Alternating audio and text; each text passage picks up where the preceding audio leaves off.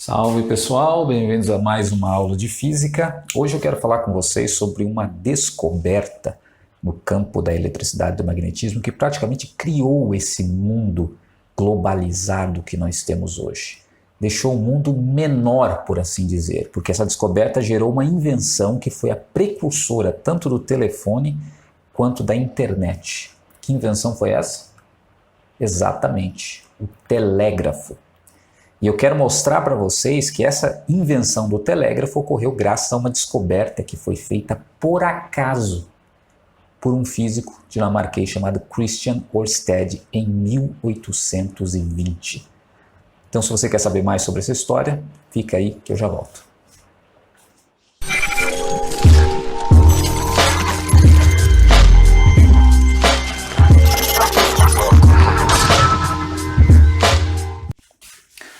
Pessoal, como eu disse para vocês, a invenção do telégrafo foi feita graças a uma descoberta realizada pelo físico dinamarquês Hans Christian Ørsted, que depois foi complementada por um físico francês chamado André-Marie Ampère. E qual foi essa descoberta que Ørsted fez? Para entender, a gente tem que voltar na aula passada e recapitular alguns pontos. Principalmente, a gente estudou na aula passada os princípios básicos do magnetismo. E nós vemos que um desses princípios básicos do magnetismo é que os fenômenos magnéticos e elétricos são fenômenos distintos, fenômenos diferentes. Isso já havia sido defendido desde lá de William Gilbert e já estava muito claro que não eram o mesmo tipo de fenômeno. Mas mesmo assim, haviam muitos cientistas, inclusive o próprio Ørsted, que acreditavam que esses dois fenômenos tinham alguma relação entre eles. Ok, a gente sabe que esses fenômenos não são o mesmo, não são fenômenos distintos, mas isso não significa que não pode haver nenhuma relação, porque eles acreditavam também que havia até uma relação entre a gravitação universal, a gravitação de Newton com a eletricidade, por que não entre a eletricidade e o magnetismo? Só que o problema é que ninguém tinha a mínima ideia de qual relação ou de que relação poderia haver entre o magnetismo e a eletricidade. E aí que entra o Ørsted, porque ele em 1819 ele estava dando uma palestra sobre o galvanismo. E o galvanismo, na verdade, era como eles chamavam os fenômenos elétricos naquela época, depois que Volta tinha inventado a pilha, e eles conseguiam fazer uma corrente elétrica circular por um fio. A pilha foi chamada de pilha voltaica, essas correntes que circulavam por um fio a partir de uma pilha eram chamadas de correntes galvânicas, e esse campo todo era chamado de galvanismo. Então Ørsted estava dando uma palestra sobre o galvanismo, e ele acidentalmente deixou uma bússola, uma agulha imantada, embaixo de um fio suspenso por onde passava uma corrente elétrica. E quando terminou a palestra e Ørsted foi guardar suas coisas, desligou a pilha, a corrente elétrica, ele percebeu que a bússola que estava abaixo da corrente elétrica, do fio percorrido por uma corrente elétrica, a agulha imantada que estava ali, sofreu uma deflexão. Ele achou estranho, foi verificar e ele percebeu que toda vez que ele ligava a corrente elétrica com a agulha imantada embaixo, com a bússola embaixo, a bússola, a agulha, sofria uma deflexão. Saía da posição natural dela, que a gente sabe que é direcionada para o polo norte da Terra, e ficava numa posição aproximadamente perpendicular ao fio por onde passava uma corrente.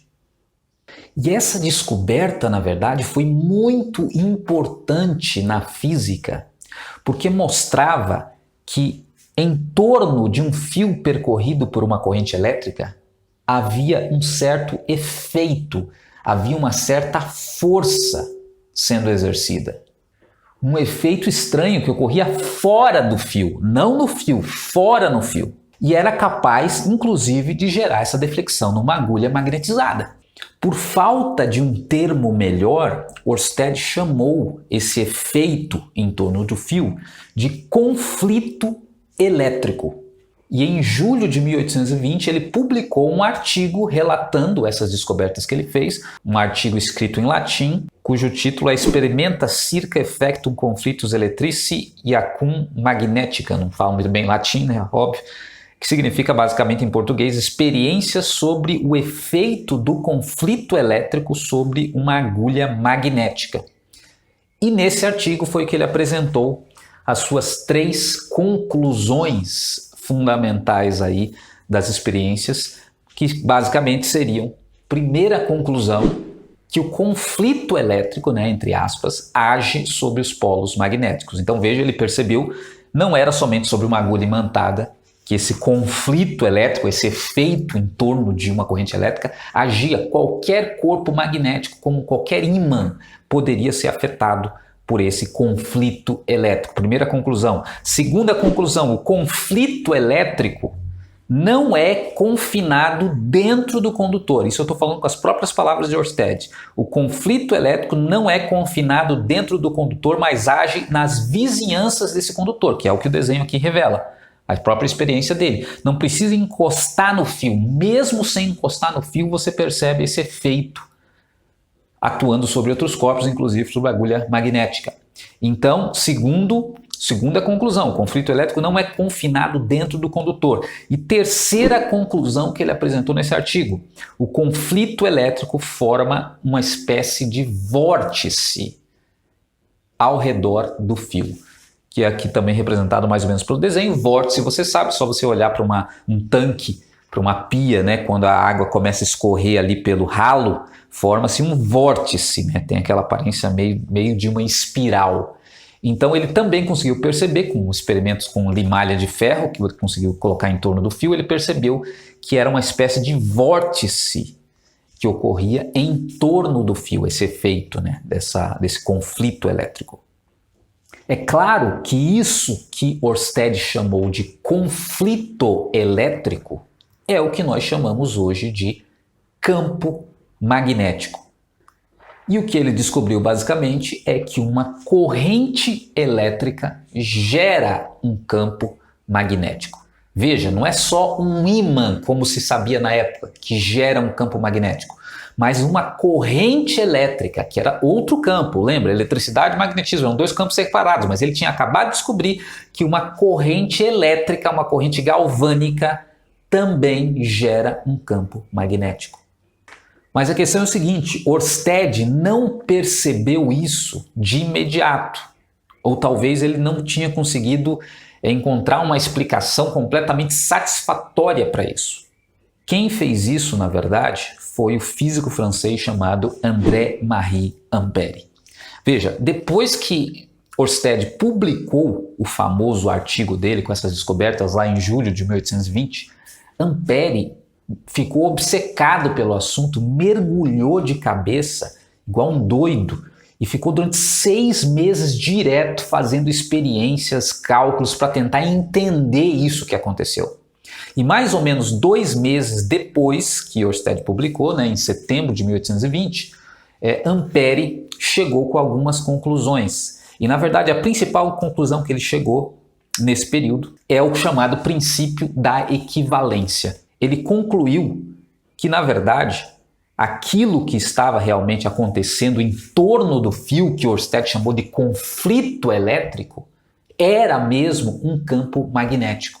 E ele chegou a essa conclusão porque ele conseguiu mostrar a equivalência entre uma corrente elétrica passando por um fio e um campo magnético gerado por um ímã. Ele percebeu que havia uma equivalência exata entre um ímã, o campo magnético de um ímã, e uma corrente elétrica helicoidal, né? Assim, na forma de uma mola, por exemplo, imaginando um fio que faz um trajeto parecido com uma mola. Se você faz esse fio ser percorrido por uma corrente elétrica, aqui o efeito que vai ser gerado aqui é exatamente o efeito de um ímã. E se você inverter o sentido da corrente, os polos do ímã ou do campo magnético, no caso aqui, também se inverte. Então isso é uma espécie de um princípio de equivalência, que ele mostrou que realmente havia uma equivalência exata entre uma corrente elétrica e um ímã, e portanto esse conflito elétrico ali, que Ørsted estava chamando de conflito elétrico, era mesmo um campo magnético, exatamente como acontecia num ímã. Então veja que a partir daí Ampère conseguiu mostrar que o que o Ørsted tinha descoberto, na verdade, nem ele mesmo tinha entendido completamente, era aquela relação entre a eletricidade e o magnetismo que todo mundo estava tentando encontrar, mas ninguém sabia como, ninguém sabia o que era. Ørsted mostrou que a relação era exatamente essa: uma corrente elétrica gera um campo magnético. Ou seja, o mistério dessa relação entre a eletricidade e o magnetismo havia acabado de ser descoberto. Mas o que vocês têm que saber dessa história toda, agora incorporando o professor de física normal, né, não historiador da ciência, o que vocês precisam saber são duas coisas básicas. Primeiro, que é o princípio fundamental do novo campo que agora surgiu, que é o eletromagnetismo. A partir da descoberta de Ampère e de Ørsted, os campos eletricidade e magnetismo, que eram campos separados, se tornaram um único campo chamado eletromagnetismo. E o princípio básico do eletromagnetismo é exatamente esse: toda corrente elétrica gera um campo magnético. Isso é o básico, isso vocês têm que saber. Isso vocês vão ouvir repetindo muitas vezes, né, depois aqui fora na universidade, em qualquer curso, e é o básico que vocês têm que saber sobre eletromagnetismo. Toda corrente elétrica gera um campo magnético. Primeiro princípio. Segundo lugar, o que vocês têm que saber? Que o campo magnético gerado por uma corrente elétrica é um campo que tem a sua direção, seu sentido, dado por uma regra que é chamada regra da mão direita. Aí você fala: Ricardo, mas tem que saber disso também? Tem que saber, infelizmente, apesar de ser uma questão técnica que eu acho que não deveria ser passada para alunos do ensino médio, isso cai em Enem, isso cai em vestibular, então a gente tem que saber desse detalhe técnico que é a direção do campo magnético gerado por uma corrente, mas que não é muito difícil de saber, porque é dado por uma regrinha mnemônica simples que é chamada de regra da mão direita. Então veja bem, se você tem uma corrente elétrica em um determinado sentido como esse, sentido da esquerda para a direita, por exemplo, você consegue saber a direção desse campo magnético, que são linhas concêntricas, círculos concêntricos. Então lembra lá que Ørsted chamou de vórtices. Na verdade, depois, com os estudos que ele fez, como o de Ampère também depois, se descobriu que são círculos concêntricos, que parecem vórtices mesmo. Mas esses círculos concêntricos são para que lado? São para no sentido horário, no sentido anti-horário, para que lado são? Então isso é dado pela regra da mão direita. Se a corrente está da esquerda para a direita, assim você vai usar a sua mão direita, vai colocar o polegar na direção da corrente e os seus dedos vão indicar o sentido das linhas de campo magnético ali pelo fio. Então é muito simples, está aqui. Então os sentidos é nesse sentido aqui, né? É até difícil explicar, né? Mas com a mão você observa. Então eu fiz o desenho aqui, ele está girando nesse sentido, tá? Então está aqui o campo magnético. E se a corrente estiver no sentido contrário, agora da direita para a esquerda, vai ser o sentido contrário. Agora você imagina aqui, ó, a corrente indo para lá, as linhas de campo estão nesse sentido. Está aqui o desenho no sentido contrário. Tá? Então, você tem essa regra da mão direita que mostra o sentido de campo magnético. Então, é isso que vocês têm que saber, digamos assim, para vestibulares, Enem e outras coisas, que é conteúdo básico do ensino médio, que, primeiro, toda corrente gera um campo magnético. Segundo, esse campo magnético é definido pela regra da mão direita, você consegue saber a direção dessas linhas de campo magnético. Então, se a corrente vai para um lado, ele vai ter um sentido, se a corrente vai para o outro, vai ter um sentido contrário. E o básico, né, que eu acabei de dizer, Ørsted e Ampère descobriram a relação entre a eletricidade e o magnetismo que gerou o campo do eletromagnetismo. Agora, desincorporando o professor normal de física aí de vocês, eu faço a pergunta, ou vocês fazem a pergunta para mim, mas Ricardo, o que isso tem a ver com telégrafo? Pelo amor de Deus, tudo bem, descobriu isso, tal, legal, mas o que isso tem a ver com telégrafo? Então veja bem, calma. Veja bem, nós aprendemos o seguinte, que toda corrente elétrica gera um campo magnético e que esse campo magnético depende da configuração da corrente elétrica, né, do fio, como ele está, se o fio estiver assim enrolado, se estiver para lá ou para cá. Então, sabendo disso, Um físico inglês chamado William Sturgeon e um norte-americano chamado Joseph Henry criaram os primeiros eletroímãs, que a partir da descoberta de Ørsted e Ampère, era muito fácil de ser criado. Bastava você pegar um núcleo e enrolar um monte de fio, pronto, você tinha um ímã. Então tá aqui. Liga um fio numa bateria, passa por um núcleo de ferro, enrola todo no fio, você tem um ímã. E o mais interessante disso tudo é que você tem um ímã que você consegue controlar a intensidade dele, a força dele. Basta que você coloque uma pilha com uma voltagem maior, que vai gerar uma corrente maior, vai gerar um ímã mais forte. Ou basta você enrolar mais vezes no fio, né? Criar mais espiras. Cada espira você vai aumentando a intensidade do campo magnético. Então ficou muito fácil você criar um ímã e foi isso que eles fizeram. Criaram um ímã que pouco tempo depois eram capazes já de erguer toneladas de peso. Agora, com a criação desses eletroímãs e com o uso deles, os físicos começaram a perceber que eles conseguiam controlar o eletroímã mesmo numa distância muito grande. Era só você aumentar o tamanho desse fio.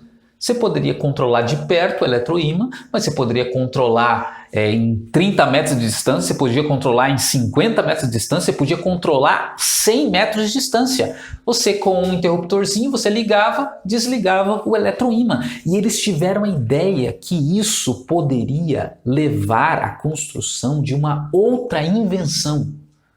Uma invenção que possibilitasse comunicar à distância com um eletroímã. Então, em 1844, um físico norte-americano chamado Samuel Morse construiu um sistema de comunicação transmitido pelo eletromagnetismo que usava um código para se comunicar. Um código que a gente sabe ficou conhecido como código Morse. O código de Morse, de Samuel Morse. E veja, como eles só conseguiam fazer com o eletroímã, ou eles faziam o eletroímã funcionar, ou deixar de funcionar. Eles ligavam o eletroímã ou desligavam. O código Morse era uma coisa extremamente simples. Eles passavam o código só ligando e desligando o eletroímã. Só isso. Liga, desliga, liga, desliga. Então o Morse, ele criou um código que era o seguinte: liga e desliga bem rápido, era um ponto. Liga, fica um pouquinho ligado e desliga, é um traço. E ele criou um sistema de comunicação que usava só esses dois códigos, ponto e traço. E todas as combinações de ponto e traço possíveis que ele criou, o alfabeto, os numerais e assim por diante. Então, por exemplo, letra A era um ponto e um traço, letra B era um traço e 3 pontos, letra C traço, ponto, letra D, traço, 2 pontos, letra E, só um ponto, e assim por diante.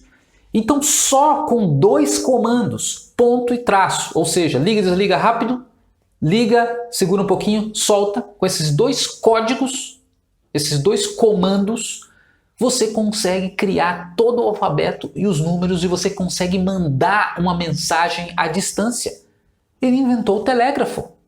Então, veja, com uma pilha num determinado local, uma bateria, uma pilha voltaica, você com um fio longo que leva a um outro lugar bem distante onde tem um eletroímã, você tendo um interruptor, você pode passar o código por aqui, do outro lado ali você tem um eletroímã que é acionado e que vai puxar um objeto de metal que tem uma mola, que ele puxa e solta, pronto.